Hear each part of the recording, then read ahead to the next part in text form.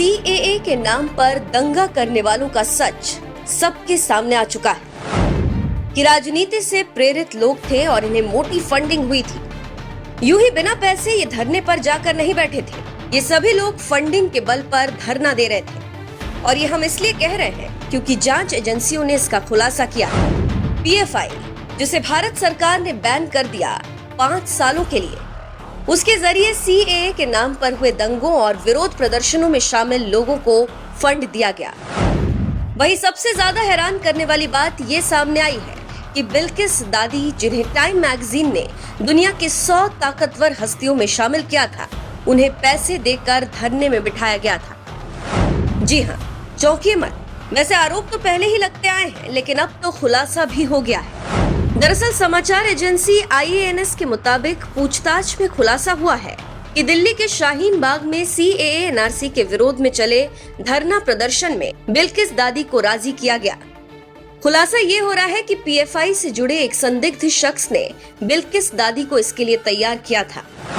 आपको बता दें कि पीएफआई पर बैन लगने के पहले से ही कार्रवाई जारी है और देश के 15 से अधिक राज्यों में पीएफआई के ठिकानों पर छापेमारी हुई है।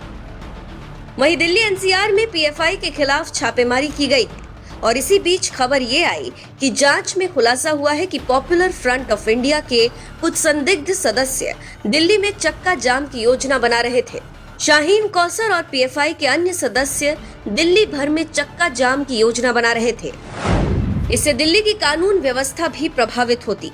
खबरों की माने तो दिल्ली पुलिस अधिनियम की धारा 65 के तहत पूछताछ के बाद रिहा किए गए शाहीन कौसर ने अखिल भारतीय नागरिकता संशोधन अधिनियम के विरोध में अहम भूमिका निभाई थी। विशेष रूप से कौसर ने ही 84 साल की बिल्किस दादी शाहीन बाग में धरना देने के लिए तैयार किया था।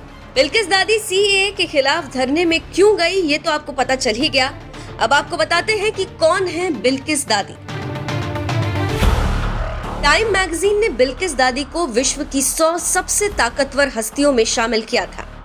टाइम मैगजीन द्वारा चुनी गई विश्व की 100 प्रभावशाली हस्तियों में मोदी और बिल्किस बानो के साथ बॉलीवुड एक्टर आयुष्मान खुराना, बायोलॉजिस्ट रविंद्र गुप्ता, सुंदर पिचाई का भी नाम शामिल था। ये सभी मौजूदा वर्ष 2020 के प्रभावशाली लोग थे। बिल्किस दादी ने ये खुद बताया है कि वो कभी स्कूल नहीं गई, उन्होंने केवल कुरान शरीफ ही पढ़ी है। बिल्किस दादी उत्तर प्रदेश के हापुड़ से ताल्लुक रखती हैं। बिल्किस के पति का 1 दशक पहले देहांत हो गया था। फिलहाल वो दिल्ली के शाहीन बाग में अपनी बहू, पोते पोतियों और अपनी 2 बहनों के साथ रहती हैं। अब जो खुलासा हुआ उससे तो ये साफ हो गया कि देश में दंगे भड़कते नहीं, भड़काए जाते हैं। लोगों को तैयार किया जाता है। अब तो कुछ लोगों ने इसे अपना रोजगार भी बना लिया है और जहां विरोध प्रदर्शन होता है वहां आप इन चेहरों को देख सकते हैं और फंड मिलने पर ही लोग सामने आते हैं।